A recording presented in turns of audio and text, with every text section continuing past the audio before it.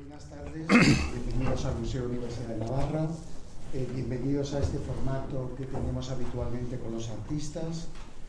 Para nosotros es muy importante que haya una comunicación directa con el autor que presenta su exposición. Creo que es mucho más sencillo luego la comprensión de la obra cuando se vea, y bueno, por ello pues estamos como museo, estamos muy orgullosos y muy contentos de tener este magnífico trabajo, y yo personalmente, siendo amigo de Miguel desde hace muchísimos años, pues estoy doblemente contento y doblemente orgulloso de tenerte aquí pues como una persona que admiro y como artista sobre todo. Pues Miguel, él va a contar su vida y sus obras, o sea que yo me callo, y lo que sí es importante, vamos a intentar a ver si podemos respetar 50 minutos de charla de Miguel, y después que pueda Miguel interactuar con la gente y responder a las preguntas sin que se nos haga demasiado tarde para inaugurar la exposición. Gracias. Gracias, Rafael.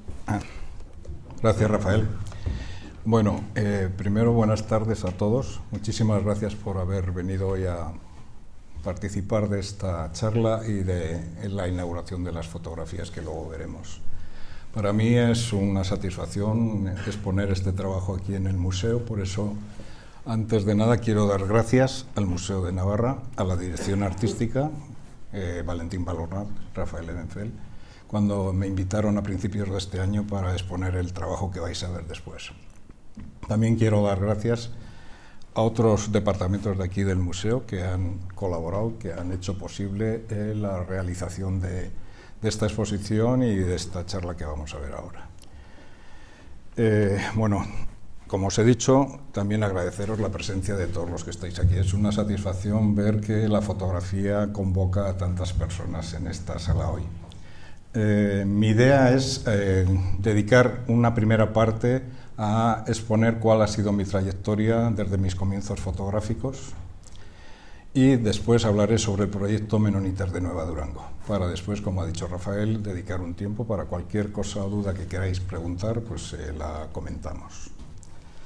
Entonces, mis comienzos fotográficos se remontan a la década de los 70 y comencé aquí en Pamplona en la Agrupación Fotográfica de Navarra.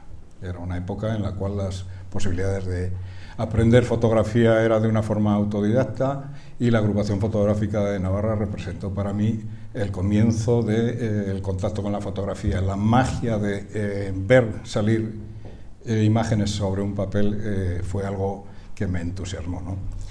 Por otra parte, me posibilitó el empezar a ver trabajos de autores fotográficos. En esa misma década yo me marché de aquí y me trasladé a Madrid, inicialmente por cuestiones de estudios y luego laborales. Esa época de Madrid, tengo que reconocer que fue una época muy interesante, porque me permitió conocer a toda una generación de personas que tenían la misma inquietud que yo por la fotografía.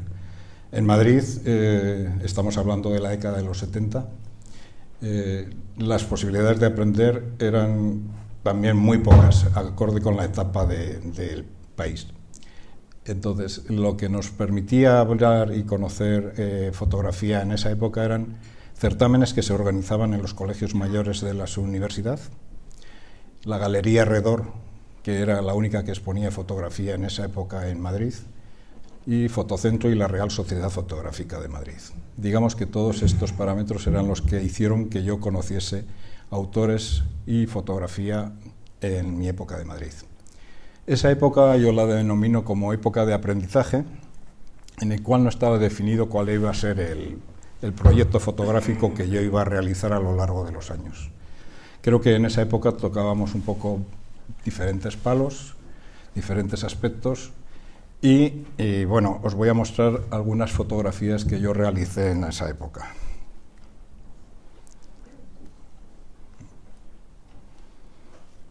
Esta está hecha aquí en Pamplona, esta está hecha en Cizur Mayor, donde yo viví mi infancia.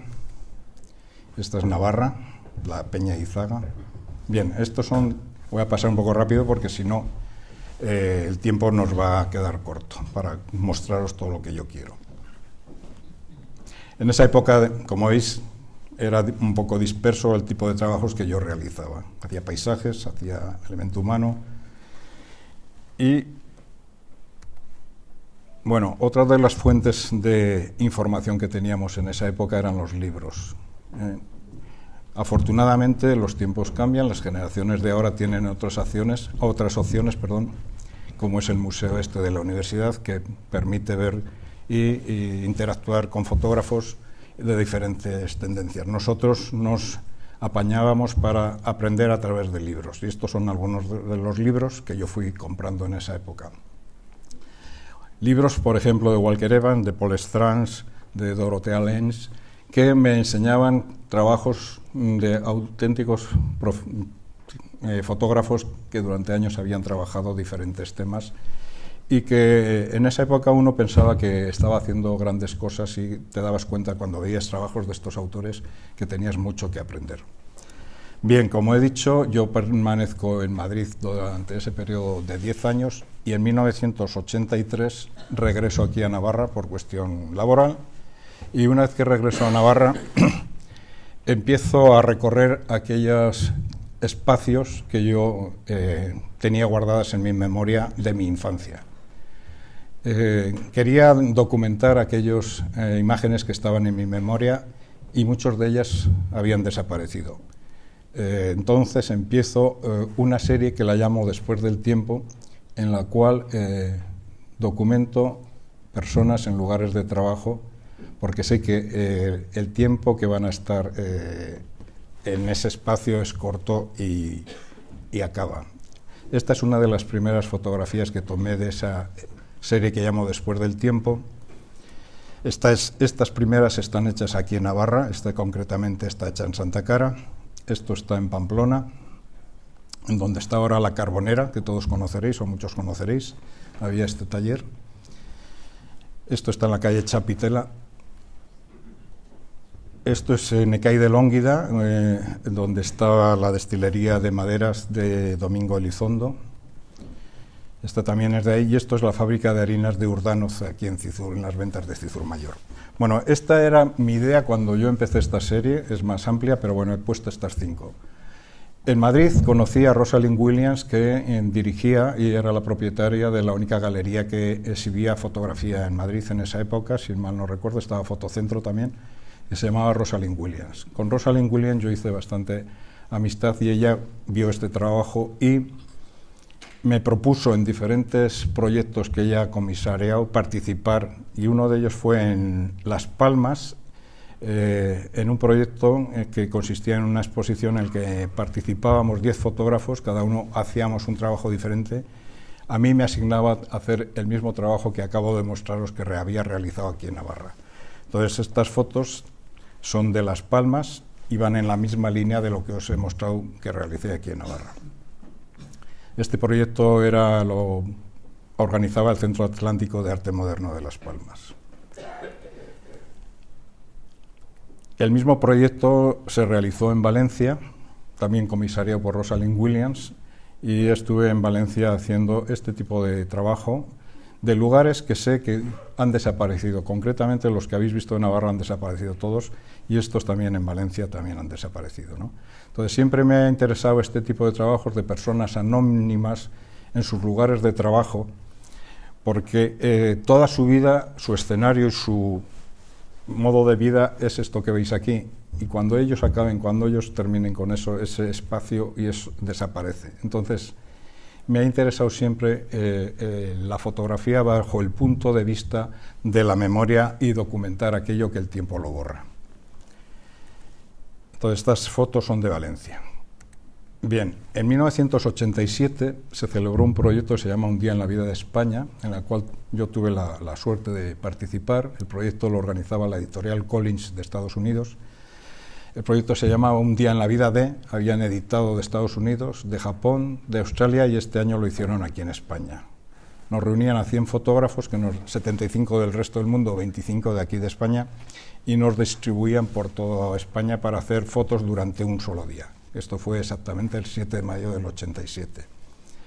A mí te asignaban un tema obligatorio y otro tema libre. O sea, tú tenías 24 horas para hacer fotografía y al día siguiente entregabas todo el material y con eso editaban este libro.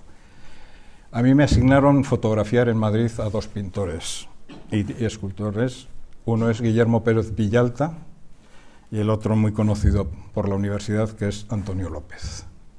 Tuve la suerte de poder trabajar todo un día con él y su mujer y, bueno, desarrollar lo que era un día en la vida de Antonio López.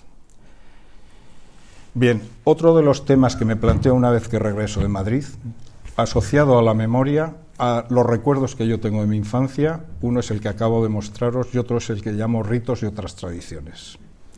Ritos y otras tradiciones recoge aquellos ritos religiosos y aquellas tradiciones que yo tenía en la memoria de mi infancia. Paralelamente se da la circunstancia de que ese mismo año 1983, yo realizo el primer viaje a América, a Paraguay.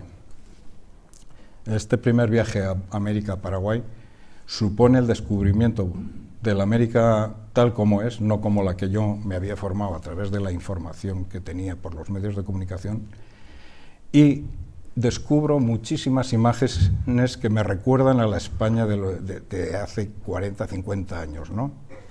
Entonces recibo esas imágenes como un flash y voy fotografiando. Tanto imágenes que luego os mostraré en una serie que llamo Miradas en Latinoamérica, como otras de ritos y tradiciones. Ritos y tradiciones recoge muchas fotografías que he realizado aquí en Navarra, sobre todo en los años 80 y 90, y recoge los trabajos que yo he hecho en América, donde la religión católica que se llevó en la época de la colonia ha creado unos ritos y unas tradiciones, formando un sincretismo entre las tradiciones que tienen las propias culturas latinoamericanas con la cultura que se llevó aquí en la época de la colonia. Entonces, estas primeras fotos son de aquí de Navarra. Esto es en Aras, que se celebraba en su tiempo una representación. Esto es una romería aquí cerca, a las afueras de Pamplona. Torres del Río en Semana Santa, el Viernes Santo. Y esto en Zubieta, los carnavales de Zubieta. Entonces, como he dicho, esta serie son series para mí tanto después del tiempo como ritos y otras tradiciones abiertas a las que voy incorporando fotografías según veo si me interesan. Aquí realmente tengo que decir que cada vez me cuesta más encontrar fotografías que me puedan interesar, porque los tiempos han cambiado y no digo para mejor o para peor, simplemente han cambiado. Todas estas fotos ya son de México, son Viernes Santos en México, estos representan a los judíos.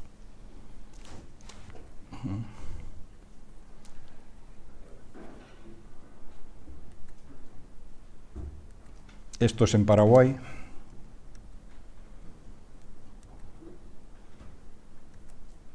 Esto es Bolivia. Bien.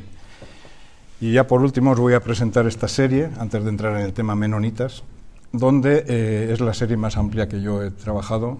Como os he dicho, en el año 83 realizo el primer viaje a Paraguay y es el comienzo de una serie de viajes hasta el año pasado, totalizando 30 viajes que he hecho a América.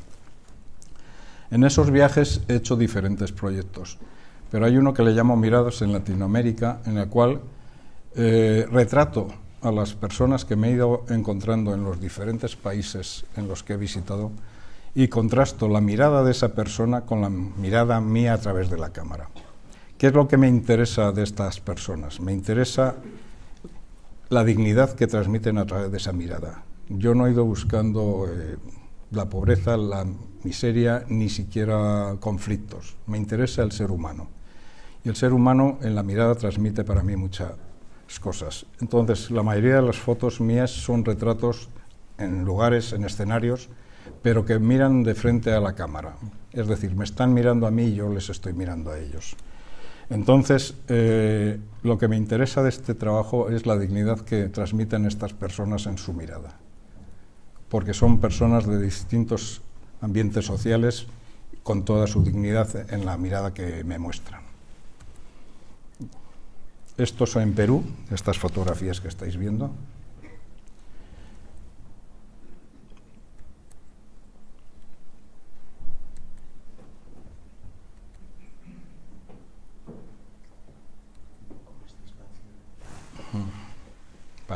pues sí, no sé cómo vamos de tiempo. Esto es México.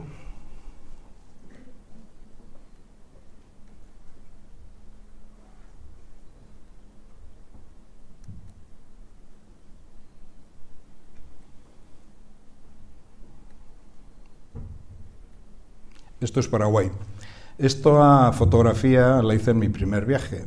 Y esto os hacía antes referencia a que yo cuando fui a Paraguay en el 83, en diciembre del 83, recibía imágenes que me recordaban a una etapa de este país que ya era muy lejana, ¿no? Cuando yo vi esta fotografía, no sé por qué, se me vinieron imágenes de los soldados españoles de 1920 1930, ¿no? Por el uniforme y por el aspecto. Por eso yo recibía constantemente flashes de imágenes que me recordaban a otros tiempos. Esto es Paraguay también.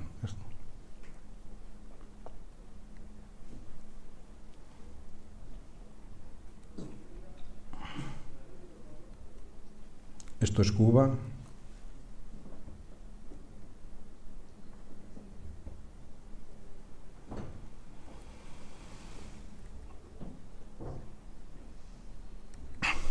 Esto es Panamá.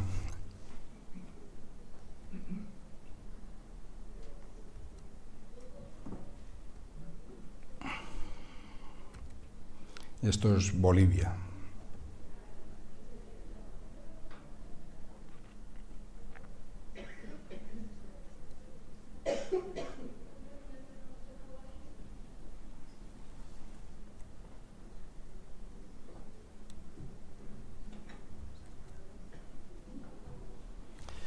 Bueno, algunos de los proyectos que he desarrollado a lo largo de estos años los hacía también, habéis visto que mis trabajos están en blanco y negro, pero también hacía en color con la idea de venderlos a revistas, concretamente a la revista GEA.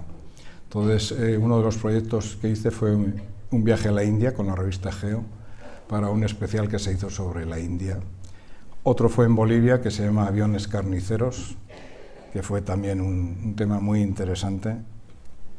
Y luego, bueno, estos dos trabajos también se publicaron en GEO. Entonces, bueno, con esto no quiero prolongarme más en más proyectos para centrarnos más en el tema de la exposición de hoy de Menonitas. Y ahora os voy a pasar a proyectar primero un vídeo de 5 minutos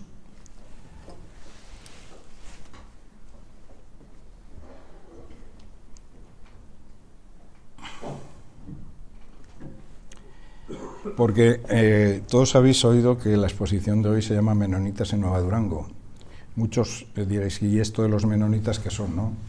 Entonces, primero os voy a mostrar un vídeo donde recojo no solamente algunas de las imágenes que vais a ver luego en la exposición, sino otras más, porque el trabajo es más amplio, para que tengáis una idea para saber de lo que voy a hablar después con respecto al proyecto Menonitas.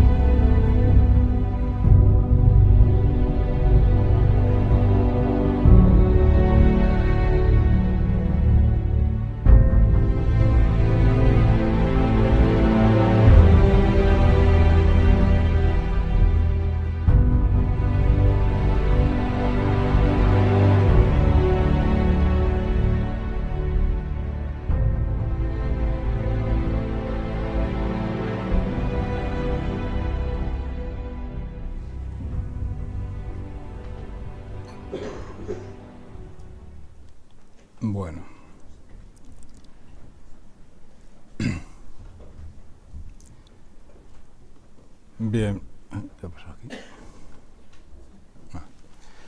Bueno, pues digamos que os he mostrado hasta ahora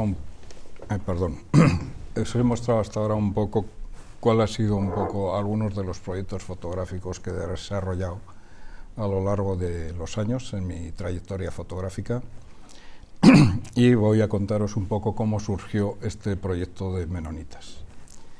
Como os he comentado antes, en 1983 yo realizo mi primer viaje a Paraguay, en diciembre del 83, y encuentro muchas imágenes que son algunas de las que os he mostrado en mis trabajos anteriores, pero me encuentro uno de los días paseando por Asunción a unas personas vestidas como las que acabáis de ver.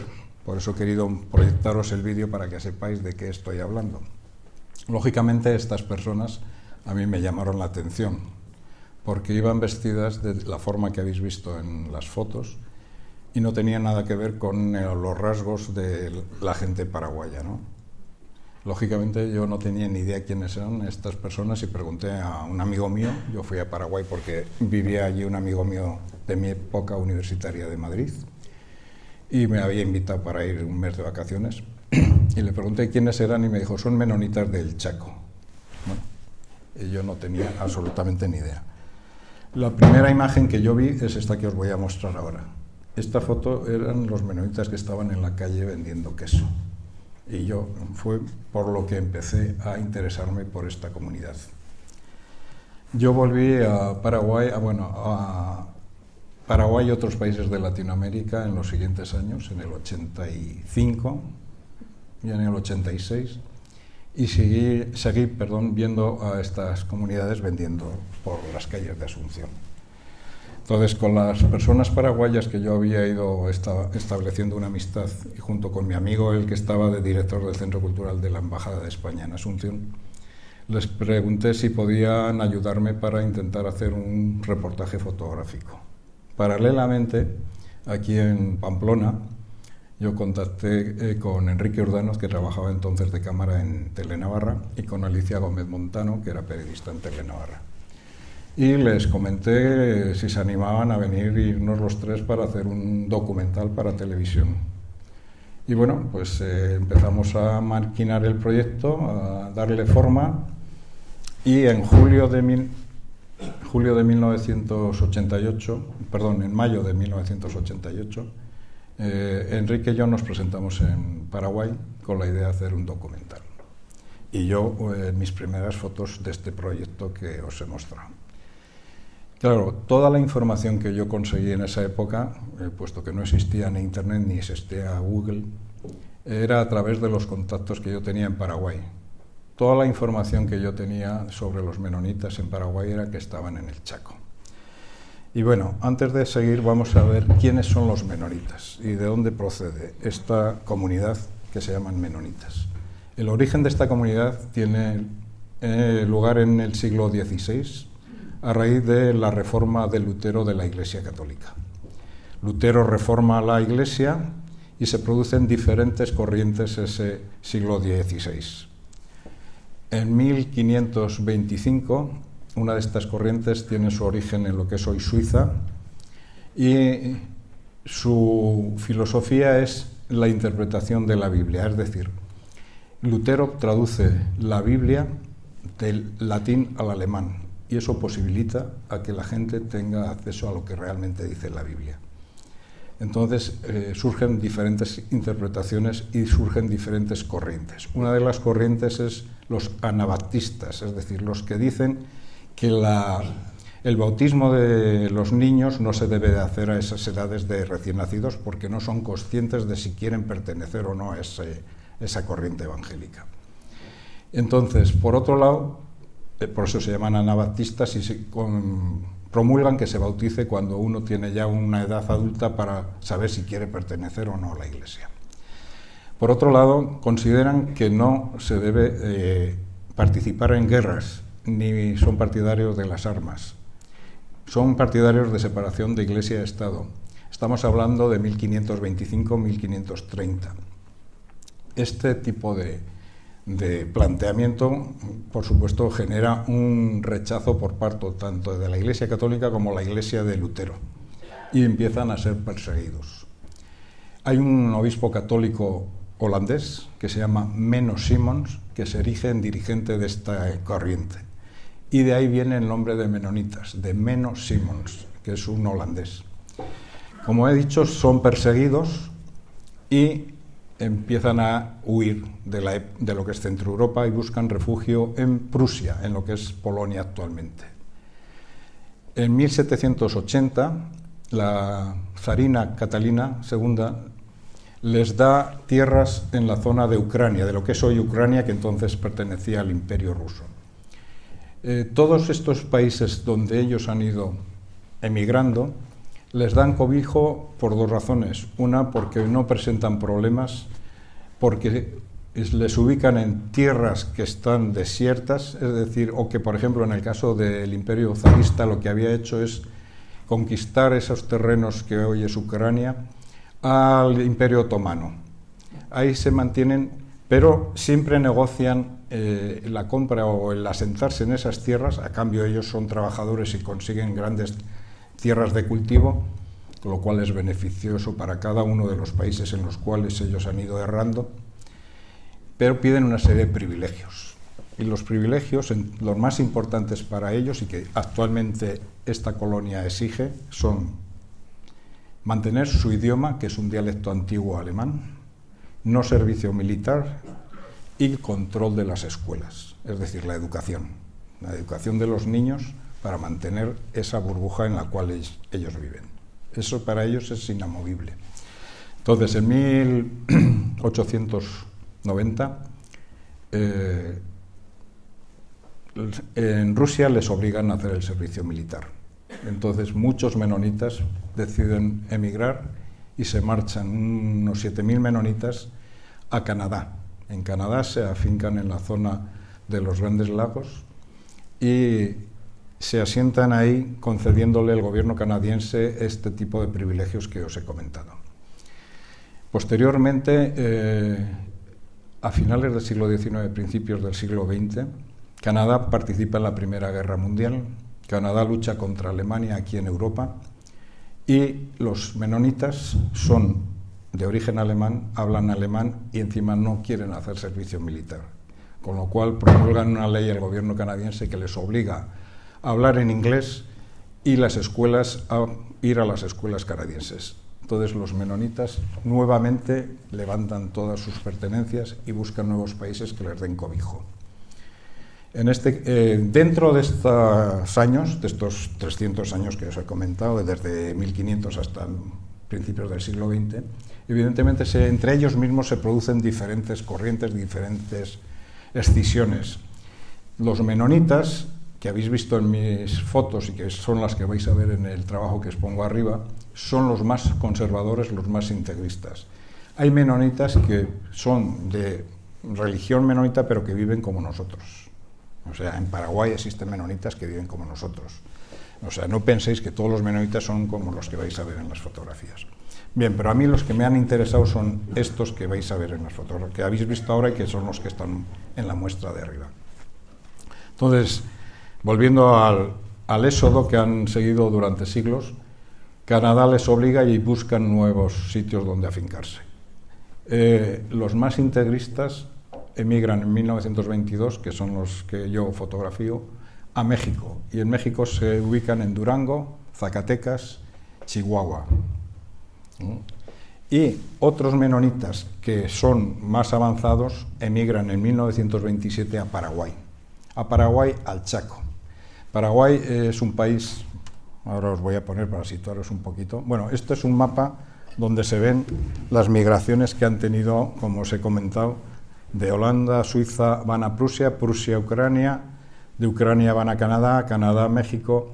Entonces hay diferentes corrientes dentro de los menonitas. Habréis conocido también, conoceréis igual a los Amish. Los Amish son una escisión en 1600 de los menonitas, porque tienen diversidad de interpretación de la Biblia. En todos los casos siempre las divergencias vienen por interpretaciones personales de su libro, que es la Biblia. Bueno, volviendo a los menonitas de Canadá, como os he dicho, en 1922 van a México, los más integristas, los más conservadores, y en 1927 van a Paraguay.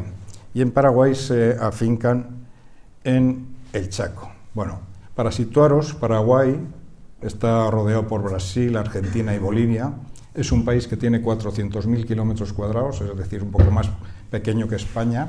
Tiene una población de 7 millones de habitantes y el río Paraguay vertebra el país en dos partes. El Chaco, que es 200.000 kilómetros cuadrados y viven unas 250.000 personas, o sea, prácticamente está despoblado. Y la parte oriental, que es la parte derecha del río Paraguay, donde existe la mayoría de la población.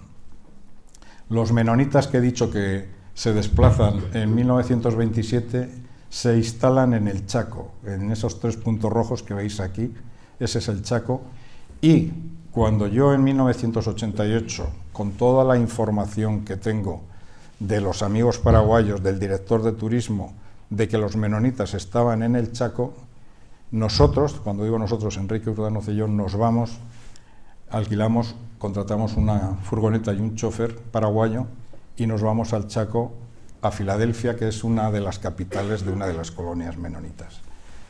Aquí viven unos 15.000 menonitas.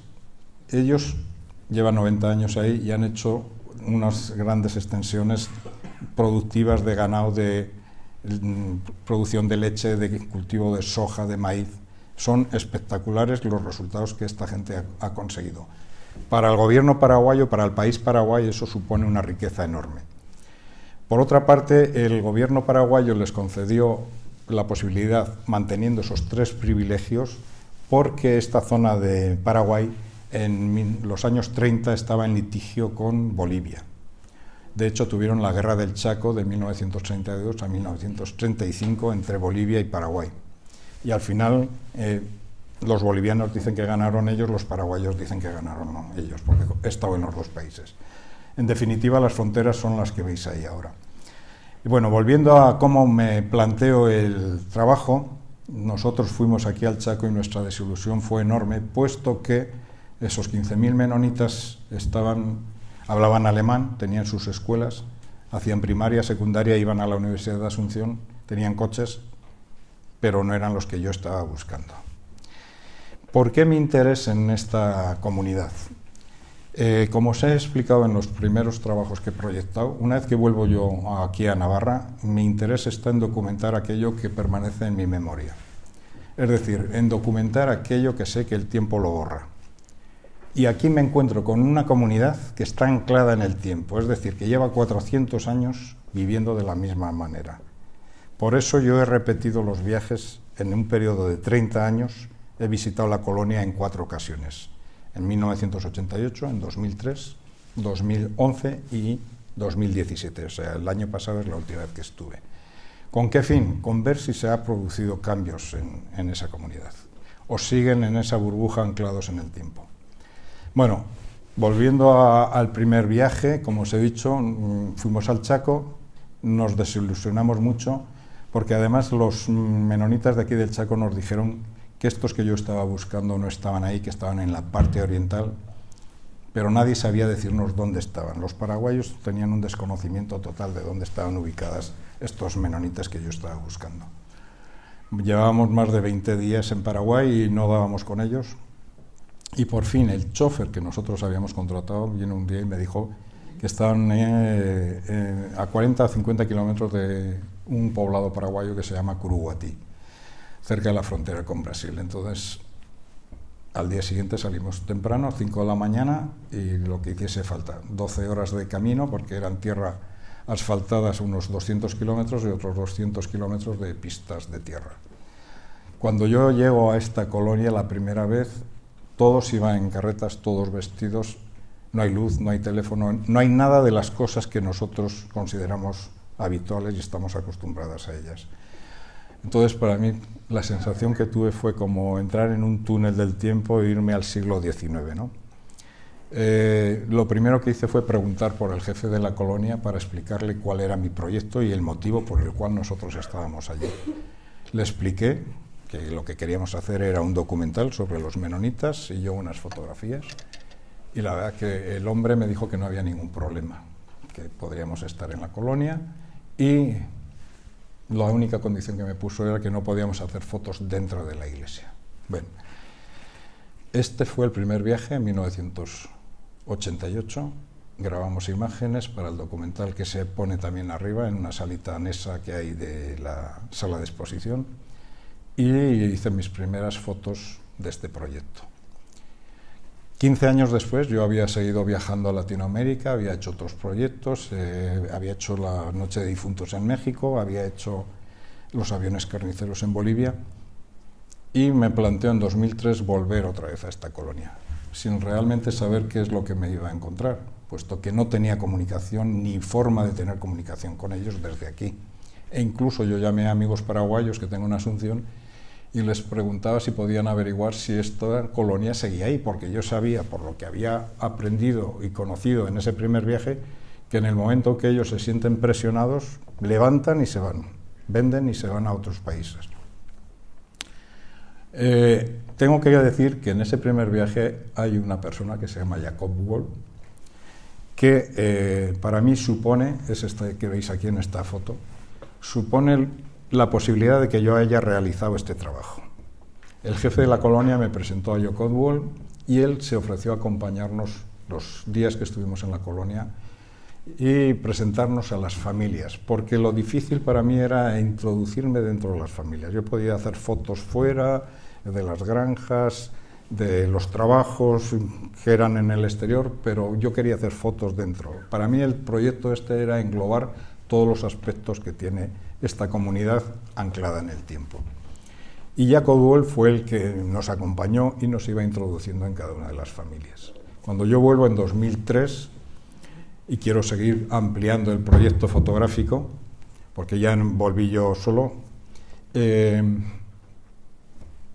Jacob Wall era mi obsesión de saber si seguía en la colonia.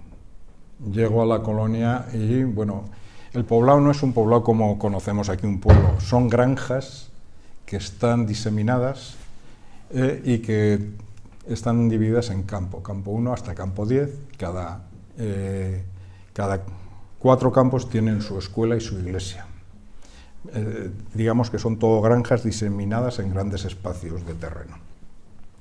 Entonces yo llevaba fotografías que había hecho en el primer viaje y al primer menonita que me encuentro le enseño las fotos y le pregunto si me puede decir dónde está la casa de Jacob Wall. Y bueno, después de dar bastantes vueltas dimos con él y afortunadamente él seguía en la colonia, ¿no? Porque él lo que hizo fue alojarme en su casa y estuvimos otra vez otro periodo de tiempo, 6 días, en la colonia, y otra vez me acompañó a nuevas casas, familias, y podía seguir trabajando dentro de las casas y haciendo nuevas fotografías. Hay un problema que no he podido resolver, que es que ellos hablan un dialecto alemán, yo no sé alemán. Los hombres hablan deficientemente castellano, las mujeres, en las 4 visitas que he hecho en un periodo de 30 años no he podido hablar con ninguna. He intentado hablarles en castellano, en español, y no hay forma de que me contesten, porque yo supongo, primero, que no lo saben, o si saben algo les da vergüenza. Entonces esa es una cosa que me hubiera gustado resolver, porque siempre es más fácil. Mis trabajos, todos los que habéis visto de los proyectos anteriores, en los retratos que yo hago, previamente entablo una conversación con la persona que voy a fotografiar. Me gusta mantener un diálogo para que no me vean como una persona extraña, ¿no? Lo mismo me pasa con los menonitas. Yo no llego y me pongo a hacer fotografías nada más llegar. Procuro distendir un poco, charlar con los hombres, hablar de sus trabajos que hacen, y ya entonces les digo, puedo tomarles fotografías, y bueno, así es como he hecho muchas de las fotografías que estáis viendo aquí. Jacob Wall en este segundo viaje me acompañó, y esta foto está hecha en el primer viaje, en 1988. Veis que tenía 1, 2, 3, 4, 5, 6, su mujer es la que tiene el niño en brazos, y estaba embarazada del 7º. La otra chica es una chica que venía a ayudarles a casa, y esta es Jacob Wall con su familia en el 2013. Entonces, había tenido ya 13 hijos. 13 hijos, aquí no están todos porque ya 2 de ellos se habían casado. Ahí se casan cuando llegan a los 18 años, tanto los chicos como las chicas se casan. Entonces, bueno, pues les hice posar delante del mismo escenario que yo les había tomado la foto anterior que os he mostrado, pero solamente que la familia era bastante más numerosa. Entonces, como os he dicho, este segundo viaje, en 2003, Jacob Wall me acompaña y sigo trabajando sobre este proyecto para tener nuevas imágenes que añadir al trabajo. En 2011 viajo otra vez. Siempre me han ayudado también amigos de aquí. En este viaje de 2003 me acompañó un amigo que ya desgraciadamente no está con nosotros, Carlos Zozaya, de aquí de Pamplona. Y en el 2011 y 2017 me acompaña un amigo mío de toda la vida que se llama Luis Garín y que también ha sido para mí un soporte en los trabajos que he ido realizando. No solamente me ha acompañado a Paraguay, sino me acompañó también a Bolivia y a Perú. Entonces, bueno, en 2011 viajo nuevamente a Asunción, contrato un coche y un chofer y nos vamos Luis y yo hasta Nueva Durango. El problema está en que el coche que habíamos contratado no permitía circular por estas carreteras, porque Curuguatí había mejorado ya y había carretera asfaltada desde Asunción a Curuguatí, pero la colonia está, como os he dicho, a 50 kilómetros y es camino de tierra. Nos coincidió con unas tormentas enormes. Paraguay es un país tropical y los caminos estaban todos embarrados. El coche que yo había contratado en Asunción lo permitía por ahí y bueno, allí en Curuguatí nos aconsejaron contratar un taxista que era el que iba habitualmente a la colonia menonita para cuando los menonitas necesitan desplazarse a Curuguatí para hacer alguna gestión, pues él se encargaba. Y bueno, a trancas y barrancas nos llevó porque cuando llegó las ruedas no tenían dibujo. Yo pensé que nos íbamos a quedar por el camino, sobre todo al regreso que se nos hizo de noche, ¿no? Pero tardamos en la hora y media, en los 40 kilómetros yo creo que más de hora y media o 2 horas en recorrerlos. El problema fue que cuando llego a la colonia, Jacob Wall no estaba en la colonia. Vamos a su casa, estaba su mujer y 5 hijos. El mayor de los que le quedaban, de 21 años, casado con su mujer y un niño, ejercía de jefe de familia y los otros eran más pequeñitos.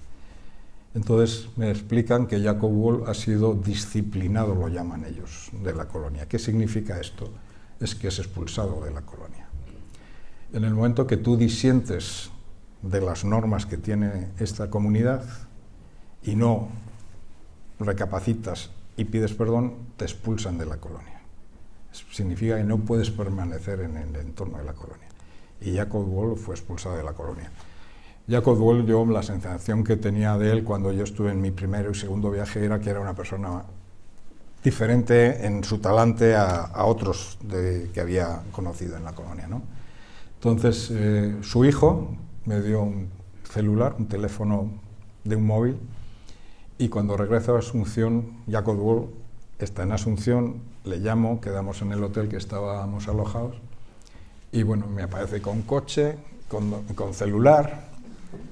O sea, el cambio era radical.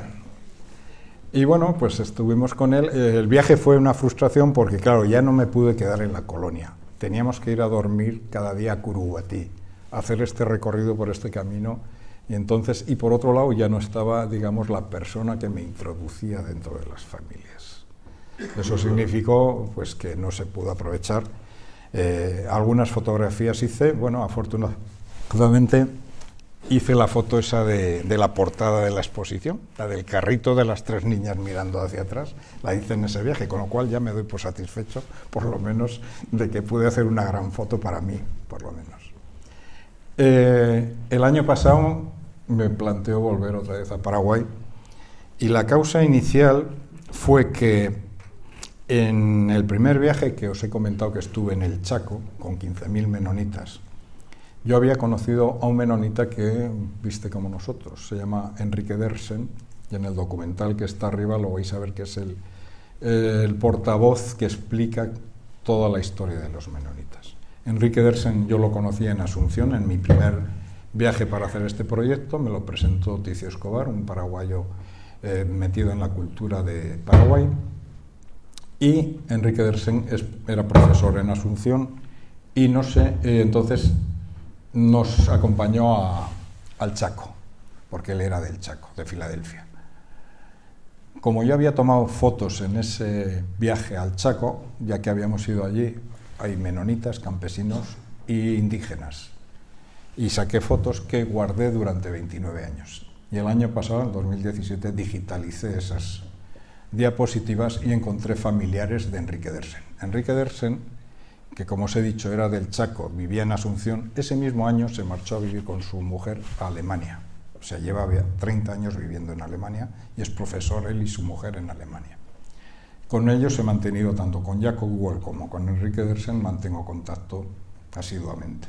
Entonces yo le mando por correo electrónico las fotos que encuentro de su familia y me llama por teléfono y hablamos del viaje que habíamos hecho por el Chaco y hablamos de volver al Chaco para recorrer el camino que habían hecho los pioneros que habían llegado en 1927 desde Canadá.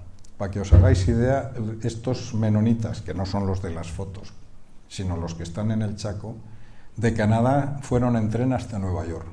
De Nueva York, 1.700 personas. De Nueva York se embarcaron hasta Buenos Aires. De Buenos Aires tomaron otro barco y subieron por todo el río La Plata, río Paraguay, hasta Asunción, hasta Puerto Casado. Y de Puerto Casado, en un tren maderero y en carretas, llegaron al Chaco, a lo que es donde están hoy en día, ¿no? Entonces, la idea era recorrer un poco ese camino que habían recorrido en 1927. Y hicimos ese viaje. Para ese viaje conté con Jacob Wall, que estaba en Asunción, yo le llamé desde aquí, nos juntamos en Asunción, y Enrique Dersen, que voló desde Alemania, y nos juntamos en Asunción. Entonces, fue un viaje muy interesante el del año pasado, porque íbamos Luis Garín, Enrique Dersen, el menonita que vive en Alemania, Jacob Wall, el menonita exiliado o expulsado de la colonia, que estaba en Asunción, y yo, y nos lo dedicamos a recorrer primero durante 10 días el Chaco. No encontramos de los restos de los pioneros de 1927 más que lápidas escritas en alemán. No encontré más vestigios, o sea que en ese sentido fue un poco frustrante.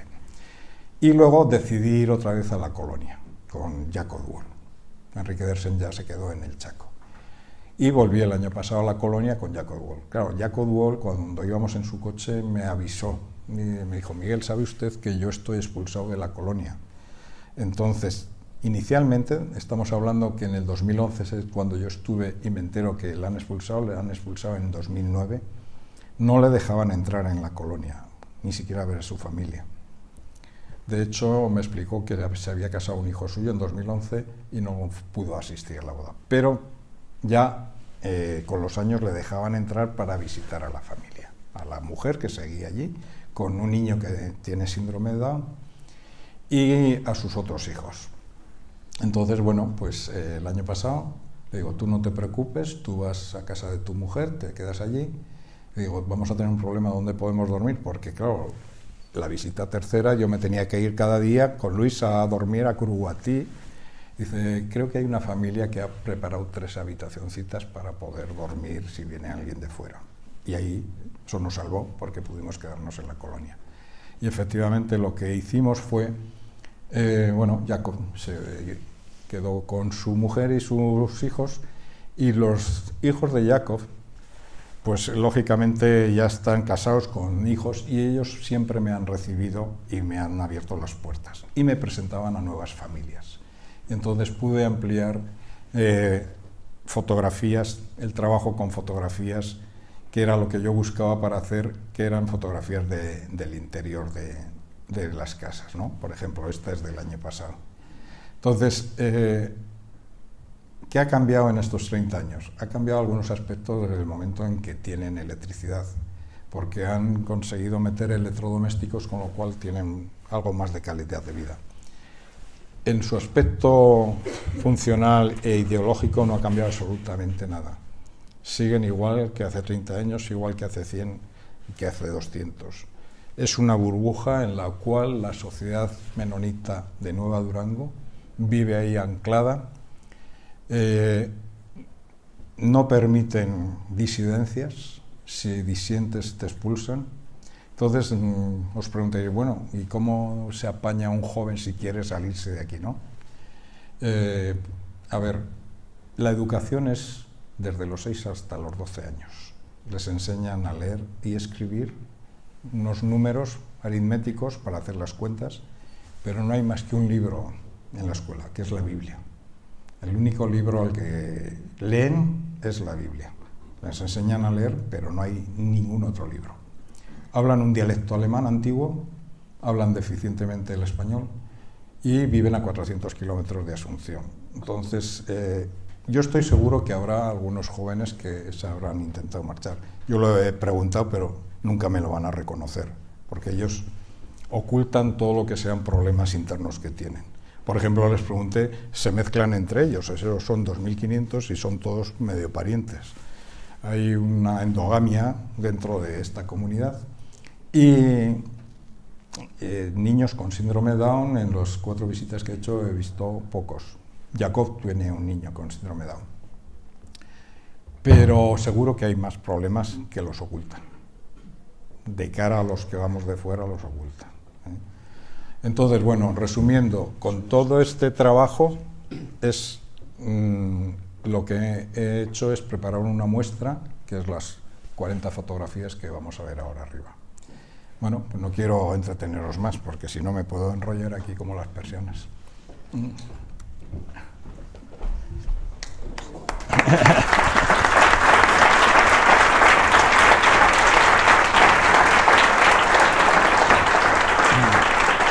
No sé, si queréis preguntar algo, podemos preguntar. Bueno, alguna pregunta, si queréis.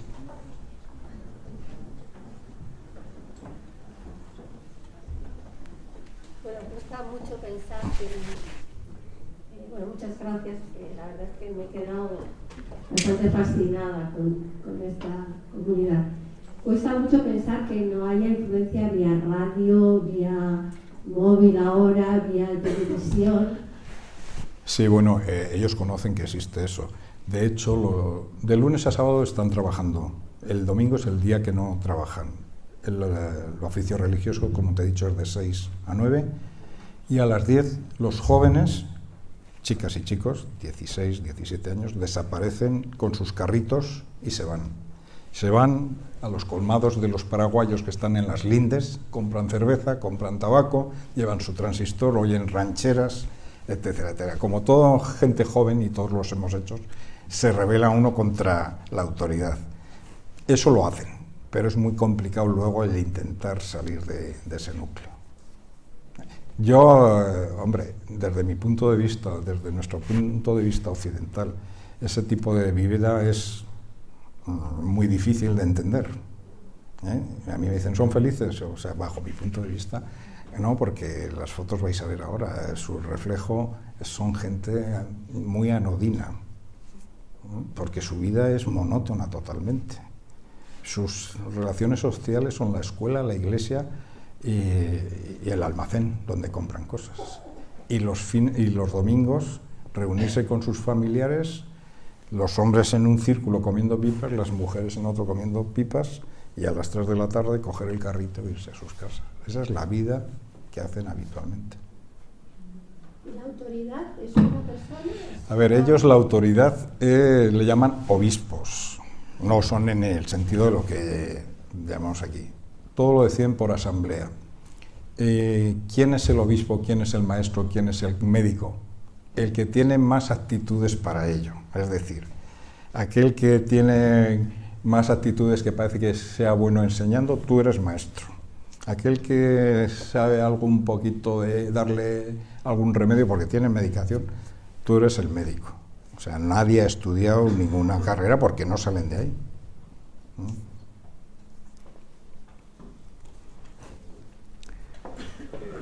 Yo he estado hace 10 o 15 años en los menonitas de México. ¿En qué parte? Chihuahua. En Chihuahua, sí. Yo también he estado ahí. Y allí sí, ya para entonces tenían visitas turísticas guiadas. Y no, además, dando por estaban abiertos te abrían las queserías, te enseñaban cómo hacían los quesos, te enseñaban, te metían en una casa, te enseñaban la casa, etc. Como que había una pequeña diferencia. Estaban más adelantados, pero eran exactamente lo mismo. Sí, visten como estos. Yo estaba en Chihuahua y fui a Cuauhtémoc, que es donde están ubicados, porque quería ver, ya que estaba allí, quería ver los menonitas. Y bueno, tengo algunas fotos, pero y los vestidos y el peinado es igual, pero evidentemente algunos empleaban ya coches. Entonces, Los taromatos y todo son... no existe ahí. Estuve en otra colonia también en Bolivia. En Bolivia hay 50.000 menonitas y yo creo que actualmente quizá la colonia más integrista que no emplea luz está en Bolivia, porque muchos de estos de aquí de Nueva Durango se fueron a Bolivia por esa razón. Yo no he estado. Estuve en Bolivia, cerca de Santa Cruz de la Sierra, me llevó un amigo boliviano porque sabía que le dije yo quiero ver alguna colonia menonita y me llevó a 40 kilómetros. Joder, tenían moto, tenían coche, entonces mía, aquello no me interesaba en absoluto. Y me dijeron hay otra colonia a 300 kilómetros, pero ya no tenía opción de ir hasta allí. Seguro que en Bolivia existen estos y ni sin emplear la luz, pero no he podido ir. Aparte me he centrado siempre en esta colonia por ver la evolución que han hecho a lo largo de 30 años.